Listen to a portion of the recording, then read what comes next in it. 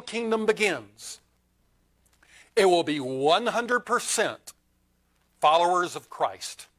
There will not be a lost person among them at the beginning of the kingdom. And I think that's interesting because just 7 years earlier, immediately after the rapture, how many believers were there on planet Earth? None.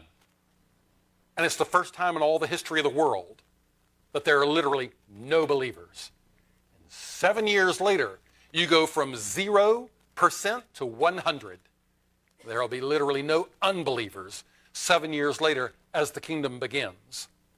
But of course, those survivors who enter into the millennial kingdom, they'll marry, they'll have children, and guess what kind of a nature those children are going to be born with? A sin nature. Guess what those children are going to have to do? They're going to have to repent of their sins, believe the gospel, and get saved, just like sinners have ever since Adam and Eve.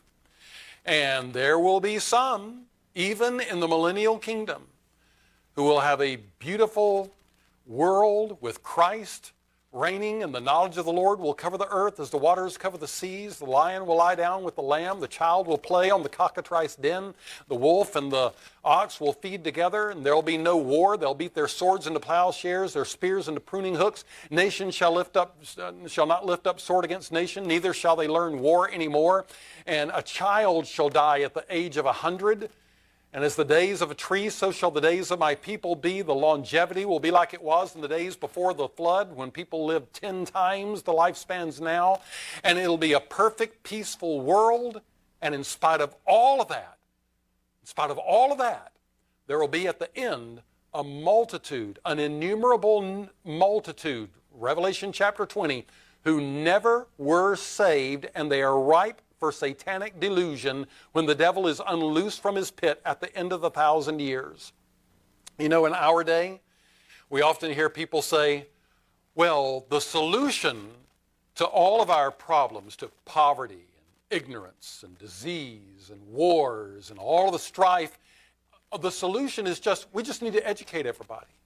It's just a lack of education. You know, if people just had better education, they could better their lives and they could rise above this. People say, if we could just